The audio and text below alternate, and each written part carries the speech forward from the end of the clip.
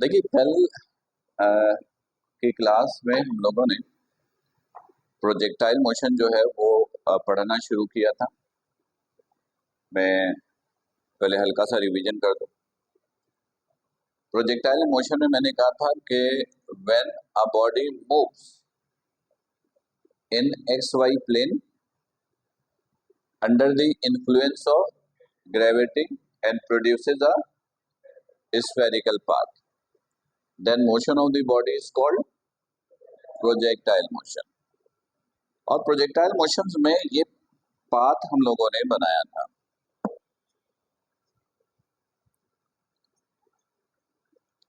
Projectile motion में symmetrical spherical path बना था, यानी इस तरीके से ये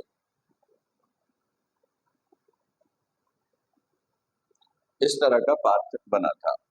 सही है। फिर इससे रिलेटेड मैंने 3 एजम्पशन दिया था आपको ताकि पाथ सिमेट्रिकल बन सके। पहला था acceleration due to gravity always be constant, acceleration due to gravity change नहीं होगी। नंबर 2, एयर के प्रेशर का भी कोई इफेक्ट बॉडी के मोशन पे नहीं होगा। और नंबर 3, अर्थ के रोटेशंस का भी कोई इफेक्ट नहीं होगा। इन 3 एजम्पशन के बेसिस पर जब कोई बॉडी मोशन परफॉर्म करता है प्रोजेक्टाइल, तो वो इस तरह का सिमेट्रिकल पाथ बनाता है। फिर मैंने इससे रिलेटेड कुछ और इंफॉर्मेशन दी थी। इनिशियल वेलोसिटी को v नॉट से लिखेंगे, ये एंगल थीटा, ये इसके 2 component, this is v not x, this is v not y, ये हाइट को कैपिटल H, हॉरिजॉन्टल डिस्टेंस को r, फाइनल वेलोसिटी को v, और पीक पॉइंट पर वेलोसिटी का y कंपोनेंट क्या था 0। पीक पॉइंट पर वेलोसिटी का y कंपोनेंट क्या था 0। ये सारी बातें हमने की थी। फिर यही बताया था कि प्रोजेक्टाइल मोशन में एक्सेलरेशन, अगर x कंपोनेंट की बात होगी तो एक्सेलरेशन 0 होगा, और y कंपोनेंट की बात होगी तो एक्सेलरेशन g के बराबर होगा। किसके बराबर होगा? g के, स्मॉल g के। यहां तक क्लियर? अब आज का सेगमेंट शुरू करते हैं। देखिए प्रोजेक्टाइल मोशन से रिलेटेड आपको 3 डेरिवेशंस करनी होती है। उसमें से डेरिवेशन नंबर 1 वो किसका है वो सुनो। इधर देखिएगा। फर्ज कीजिए ये प्रोजेक्टाइल मोशन है, तो प्रोजेक्टाइल मोशंस के दौरान ये जो टाइम कंज्यूम हुआ, जब बॉडी प्रोजेक्टाइल मोशन करेगा तो टाइम तो कंज्यूम होगा ना। बगैर टाइम कंज्यूम हुए प्रोजेक्टाइल मोशन तो नहीं हो सकती। तो प्रोजेक्टाइल मोशन परफॉर्म करने के लिए जो टाइम कंज्यूम होता है ना, आपको वो टाइम कैलकुलेट करना है, यानी ये वाला टाइम। तो पहली डेरिवेशन जो है उसका हेडिंग होगा टाइम ऑफ फ्लाइट, फ्लाइट का टाइम, और फ्लाइट के टाइम को कैपिटल टी से लिखेंगे, कैपिटल टी से लिखेंगे। ठीक है, अब सुनोगे। देखिए जब कोई बॉडी को आप थ्रो करते हो ऊपर की तरफ, तो जितना टाइम नीचे से ऊपर जाने में लगता है, इतना ही टाइम ऊपर से नीचे आने में लगता है। यानी नीचे से ऊपर जाने का टाइम और ऊपर से नीचे आने का टाइम, दोनों टाइम आपस में क्या होता है? बराबर होता है। तो देखिएगा, फर्ज कीजिए यहां से यहां तक का टाइम, यहां से यहां तक का टाइम ये है स्मॉल टी। नीचे से ऊपर जाने तक का टाइम कितना है? Small T. तो ऊपर से नीचे आने का टाइम भी कितना होगा? ये स्मॉल टी। तो total time of flight, total time of flight becomes total time ये बनेगा, टोटल टाइम कैपिटल टी, जाने का टाइम टी स्मॉल टी, आने का टाइम स्मॉल टी, ये टाइम टी ये भी टाइम में टी, तो दोनों को ऐड करेंगे तो क्या मिल जाएगा, total time. T plus T add किया तो ये बराबर हो गया 2t के। This is equation number 1। यहां तक कोई प्रॉब्लम? तो इसका मतलब है कि टोटल टाइम निकालने के लिए आपको स्मॉल टी चाहिए, यानी ये वाला टाइम चाहिए, यहां से यहां तक का। अब ये टाइम कैसे निकलेगा वो देखो। मैंने कहा as we know that, as we know that, इस फॉर्मूले का नाम सुना है आप लोगों ने, v i plus a t, सुना है सबने। लेकिन प्रोजेक्टाइल में तो ये सारे सिंबल यूज नहीं होते ना, प्रोजेक्टाइल के लिए तो सिंबल सारे चेंज है। तो एक काम करो, इस इक्वेशन के सारे सिंबल्स को प्रोजेक्टाइल के सिंबल्स में कन्वर्ट करो। किसमें कन्वर्ट करो? प्रोजेक्टाइल के सिंबल्स में। अच्छा, प्रोजेक्टाइल 2D मोशन है, कल बताया था, तो एक एक्स होगा और दूसरा, तो जब इसको प्रोजेक्टाइल के सिंबल में चेंज करोगे तो ये सोचना पड़ेगा कि एक्स के लिए कन्वर्ट करें या वाई के लिए कन्वर्ट करें। अच्छा, टाइम जो है ना वो एक्स और वाई दोनों के लिए एक जैसा रहता है, टाइम सबके लिए हमेशा सेम रहता है, टाइम सबके लिए अलग अलग नहीं होता। जैसे ये 40 मिनट की क्लास है, टाइम सबके लिए बराबर है, चाहे कोई पढ़े या नहीं पढ़े, कोई इसका एडवांटेज ले सकता है कोई नहीं ले, टाइम तो सबके लिए एक जैसा गुजर जाएगा, टाइम किसी के लिए चेंज नहीं होता। तो आप इस फॉर्मूले को या तो एक्स कंपोनेंट के लिए कन्वर्ट करो या वाई के लिए कन्वर्ट करें। तो हम इसको कन्वर्ट कर रहे हैं for y component of projectile motion, for y component of projectile motion,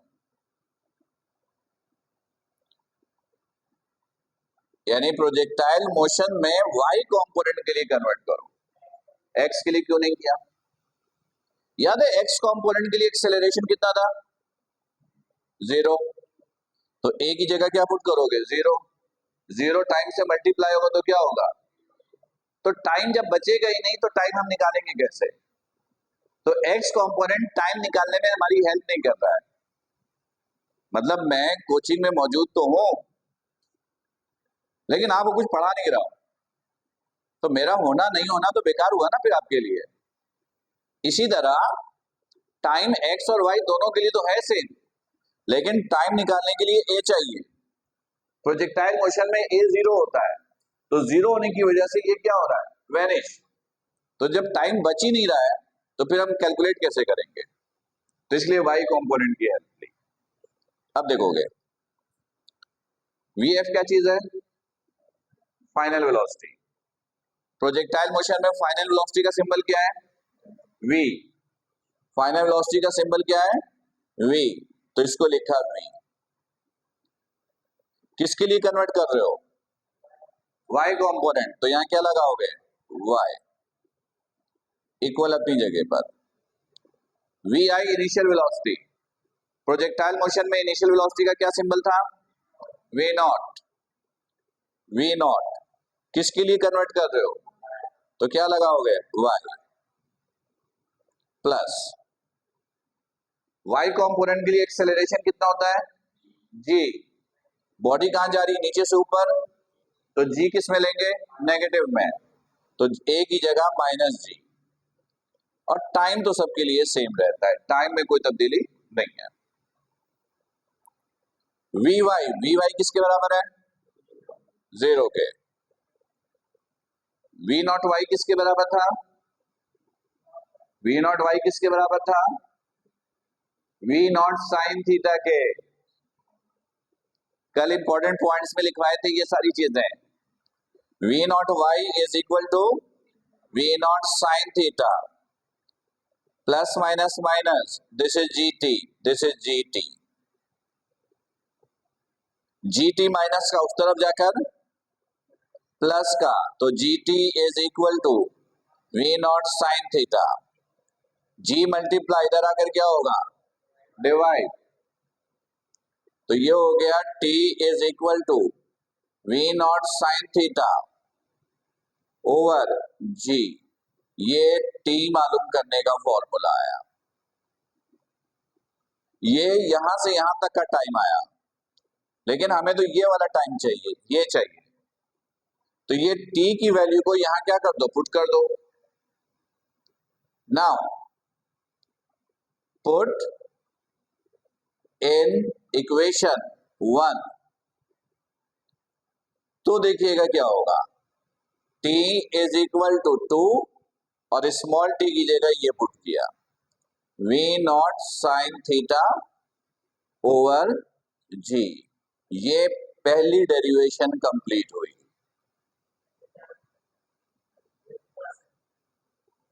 शायद आप कहीं खोए हुए थे। किसके लिए फॉर्मूला ड्राइव कर रहे हैं, टोटल टाइम के लिए। इसके लिए ये किसके बराबर था, 2t। t निकल आया, t यहां पुट करोगे तो 2 अपनी जगह पर है ना, तो जाग के रहो। इधर भी आ रहा है कि मैं आपसे मुखातिब हूं कि जाग के रहो, लेकिन आपकी आवाज इधर नहीं आएगी, ये बता दो। एक्चुअल में यहां पर साउंड सिर्फ वो रिकॉर्ड हो गई जो इस माइक्रोफोन के 10 सेंटीमीटर के अंदर प्रोड्यूस होगी। इसके अलावा कोई दूसरी साउंड इसके अंदर रिकॉर्ड नहीं होगी। जी,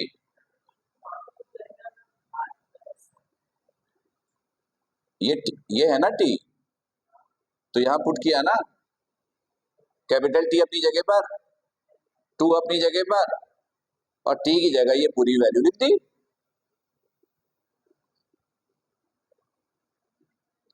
इधर सुनिएगा, ये पहली डेरिवेशन कंप्लीट हुई। मैंने आपको कहा था कि प्रोजेक्टाइल मोशन में टोटल कितनी डेरिवेशन है, 3 है। ये पहली डेरिवेशन हुई है, पहली। सेकंड डेरिवेशन देखोगे,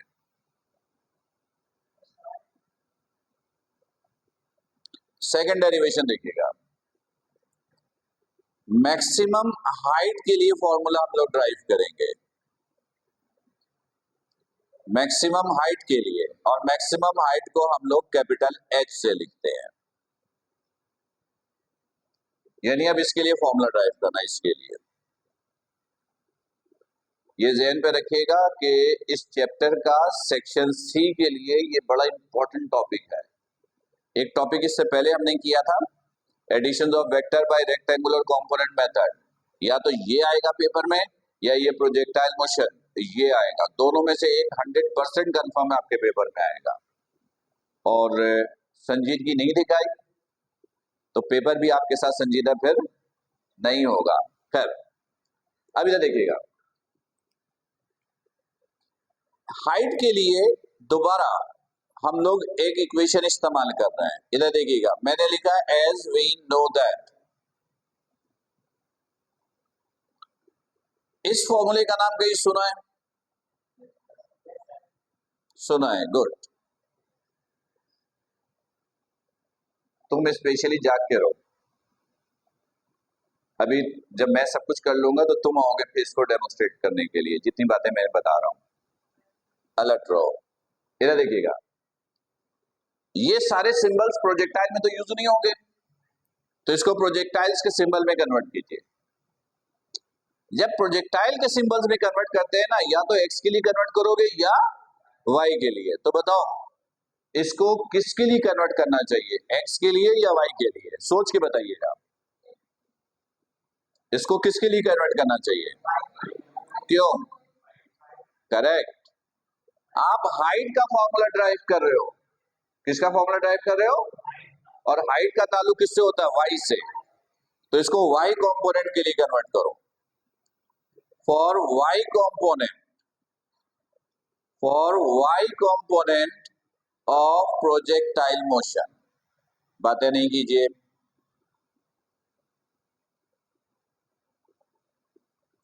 इधर देखिएगा, 2 कांस्टेंट है, ए एक्सेलरेशन, वाई कंपोनेंट के लिए एक्सेलरेशन कितना होता है, जी। बॉडी नीचे से ऊपर जा रही है तो जी माइनस का, सही है। एस क्या चीज है, डिस्टेंस, वाई के डिस्टेंस को क्या बोला है, एच, तो एस की जगह आप इस्तेमाल करोगे एच। वी है फाइनल वेलोसिटी, फाइनल वेलोसिटी को किससे लिखते हैं, वी से, किसके लिए कन्वर्ट कर रहे हो, तो क्या लगाओगे, वाई, ये स्क्वायर है तो ये square, minus v i initial velocity, initial velocity का क्या सिंबल है, वी नॉट, वाई कंपोनेंट के लिए कन्वर्ट कर रहे हैं तो ये वाई स्क्वायर है तो ये स्क्वायर, राइट। यहां कोई साइन नहीं है तो प्लस का sign, plus minus minus 2gh equal to v y की वैल्यू कितनी है, 0। वी नॉट वाई किसके बराबर होता है, वी नॉट साइन थीटा के, वी नॉट दिस।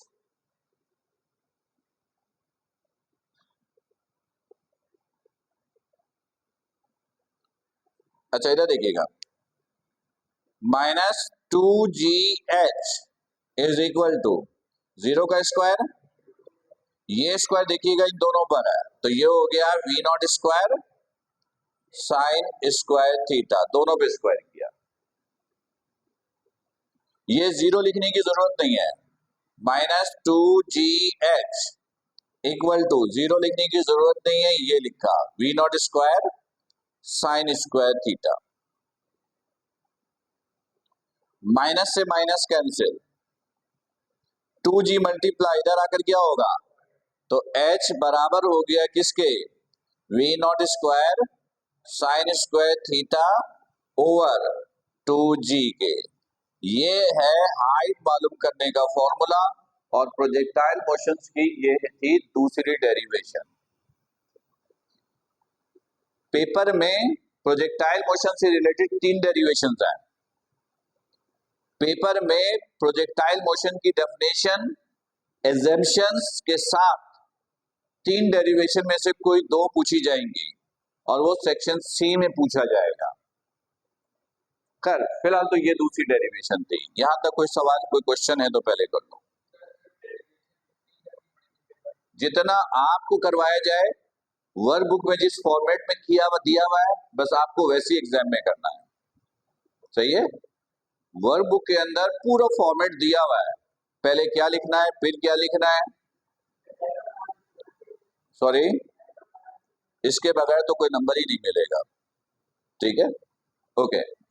अच्छा देखिएगा थर्ड डेरिवेशन, थर्ड डेरिवेशन हम लोग किसके लिए करेंगे, हॉरिजॉन्टल डिस्टेंस के लिए, ये हॉरिजॉन्टल डिस्टेंस के लिए, हॉरिजॉन्टल डिस्टेंस के लिए।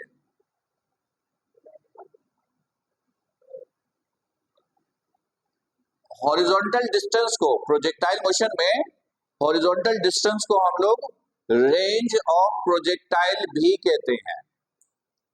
हॉरिजॉन्टल डिस्टेंस को हम लोग रेंज ऑफ प्रोजेक्टाइल भी कहते हैं और range of projectile, range of projectile,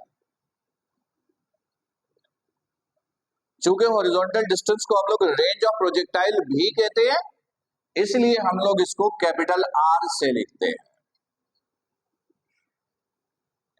और तीसरी और आखिरी डेरिवेशन इसी के लिए है, क्लियर। देखिए फिर एक इक्वेशन आप ले लीजिए, लीनियर इक्वेशन। मैंने कहा एज वी नो दैट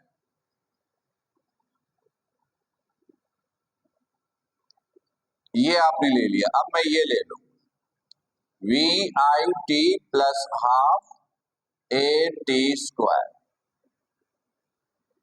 आप ये सेकेंड इक्वेशन भी ले सकते हो, यहां पर सेकेंड ले सकते थे, हमने ये लिया, यहां पर ये ले सकते हो, यानी इन दोनों में से कोई भी यूज करो रिजल्ट दोनों सूरतों में सेम ही आएगा, बस सिर्फ फर्क क्या होगा, कि 3-4 स्टेप आपको ज्यादा करने पड़ेंगे। अगर हाइट की कैलकुलेशन के लिए आपने ये इस्तेमाल किया तो 2-3 लाइनें आपको ज्यादा करनी होंगी, रिजल्ट वही आएगा। रेंज के लिए अगर ये इस्तेमाल करें तो 2-3 स्टेप ज्यादा करना होगा, रिजल्ट सेम आएगा। तो उन 2-3 स्टेप्स को बचाने के लिए हाइट के लिए ये इस्तेमाल किया, रेंज के लिए ये इस्तेमाल कर रहे हैं। तो अब सबसे पहले तो ये मुझे बताओ, इसको मैं किसके लिए कन्वर्ट करूं, एक्स के लिए, वाई के लिए? एक्स के लिए, क्योंकि ऑब्वियसली हॉरिजॉन्टल के लिए फॉर्मूला ड्राइव हो रहा है। तो मैंने कहा for x component of projectile motion, for x component of projectile motion, projectile motion, S, S क्या चीज है? डिस्टेंस। तो प्रोजेक्टाइल मोशन का डिस्टेंस का क्या नाम है? आर। हॉरिजॉन्टल डिस्टेंस का नाम आर है, तो एस की जगह आर इक्वल वी आई क्या चीज है? Initial velocity, initial velocity v naught. किसके लिए कन्वर्ट कर रहे हो? एक्स के लिए, तो आपने एक्स लगाया। टी, टाइम, बताओ कौन सा टाइम लिखे? टाइम तो अब दो है, एक स्मॉल टी है, एक कैपिटल टी है। यहां पर कौन सा टाइम लिखे? Total time, capital T. क्यों? इधर देखोगे, स्मॉल टी यहां से यहां तक का टाइम है और कैपिटल टी यहां से यहां तक का टाइम है। आप हॉरिजॉन्टल डिस्टेंस के लिए फॉर्मूला ड्राइव कर रहे हो, हॉरिजॉन्टल डिस्टेंस ये पूरा है, तो टाइम भी ये पूरा लेना पड़ेगा, यानी टाइम की जगह capital t plus half a. X component का एक्सेलरेशन कितना होता है? 0, और टाइम की जगह t, this is t square. सही है। R is equal to v naught x, किसके बराबर था? V naught cos theta. Capital t किसके बराबर है? 2 v naught sine theta over g. 0 multiply by this 0, 0 किसी से भी मल्टीप्लाई हो जाए रिजल्ट क्या हो जाता है? 0। अब देखिएगा इधर, r is equal to v naught से मल्टीप्लाई हुआ, वी नॉट स्क्वायर। सही है, अच्छी तरह देखिएगा, वी नॉट से मल्टीप्लाई हुआ, यहां से बच गया 2 साइन थीटा,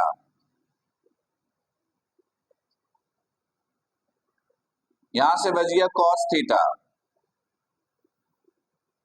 नीचे क्या बचा? 0 लिखने की जरूरत नहीं। यहां पर एक पॉइंट क्लियर कर दूं, छोटी क्लासेस में आपने सीखा है कि जब वैल्यू मल्टीप्लिकेशन में होती है ना, तो उसको किसी भी पोजीशन पे आप लिख सकते हो, रिजल्ट में कोई फर्क नहीं पड़ता।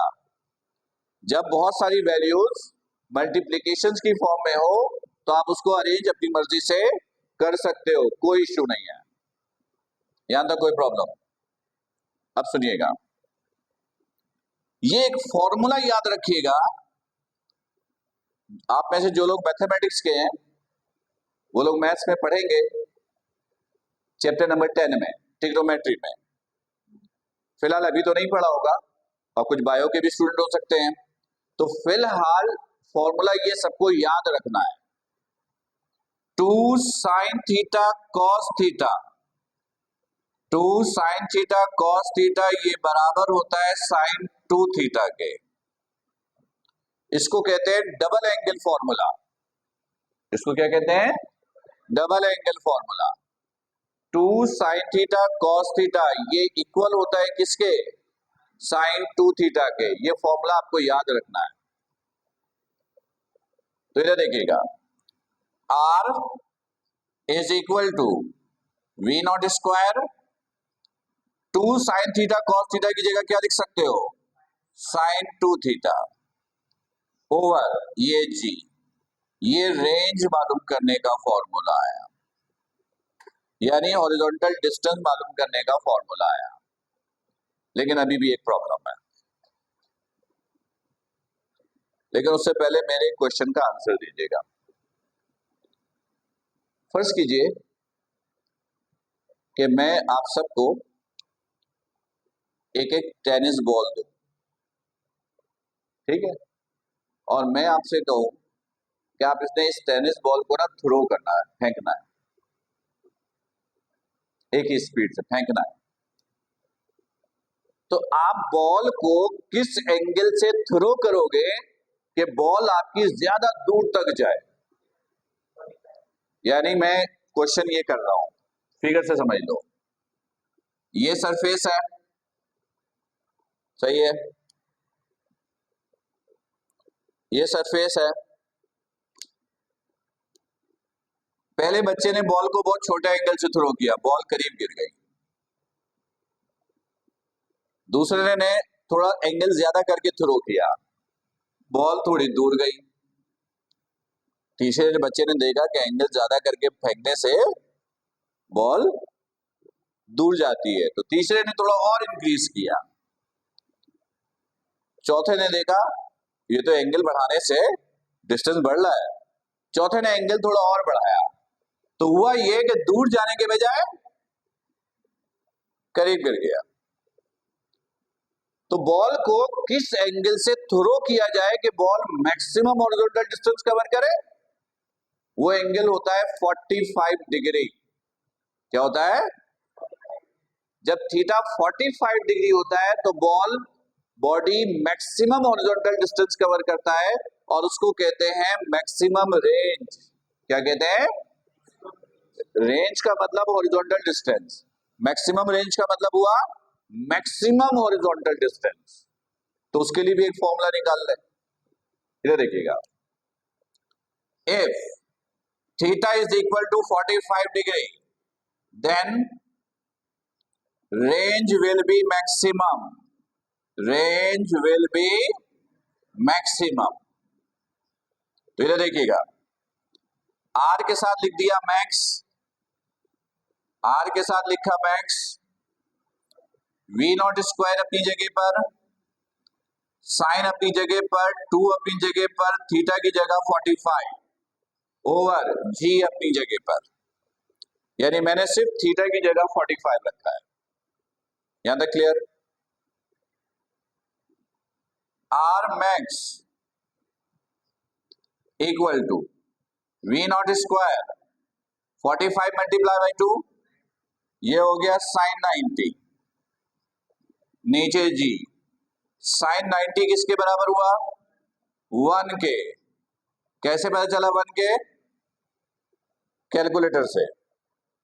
Sign 91 1 multiply by this v naught square over g, ये आया मैक्सिमम रेंज का फॉर्मूला। तो ये है वो 3 डेरिवेशंस जिनमें से कोई दो आपके पेपर में आपको दिखेगा। और इंट्रोडक्शन में मैंने आपको बताया भी था कि ये वाला सेगमेंट प्राइमरी बेसिस पर इंपॉर्टेंट है आपके ईयर में। आपके ईयर में ये टॉपिक प्राइमरी बेसिस पे इंपॉर्टेंट है। Addition of vector by rectangular component method, उसका नंबर दूसरा है। अब ये पेपर में आएगा तो कैसे करोगे वो देखो। हम आपसे कहेंगे पहले सवाल सुन लो, फिर लिखोगे कैसे वो सुनोगे। हम कहेंगे डिफाइन प्रोजेक्टाइल मोशन। अच्छा, हो सकता है कि नहीं भी कहे डिफाइन। अच्छा, डिफाइन बोले नहीं बोले, डेफिनेशन आपको देनी है, ये बाय डिफॉल्ट है। फिर हम आपसे कहेंगे a body is projected with v not velocity and making an angle theta performs projectile motion. पहले बताएंगे आपको कि एक बॉडी है, v नॉट से प्रोजेक्ट किया है, एंगल बना रहा है थीटा, प्रोजेक्टाइल मोशन कर रहा है। फिर कहेंगे drive formula for maximum height and range of projectile. यानी इन 3 में से किसी 2 का नाम लेंगे। तो अब गौर से सुनोगे, इसको लिखोगे कैसे।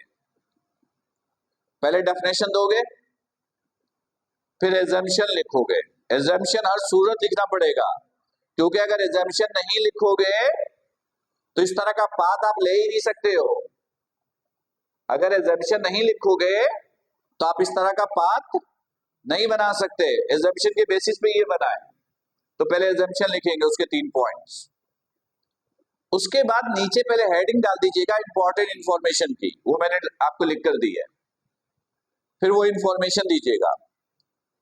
उसके बाद फिर हेडिंग डालेंगे डेरिवेशंस फॉर प्रोजेक्टाइल मोशन, फिर ये डायग्राम बनाएंगे और जिन दो के लिए डेरिवेशन पूछी गई है वही 2 डेरिवेशन आपको करनी है, जो नहीं पूछेंगे आप उसको स्किप करोगे, राइट। इस तरीके से ये एग्जाम में पूछा जाएगा। ये था आपका टॉपिक।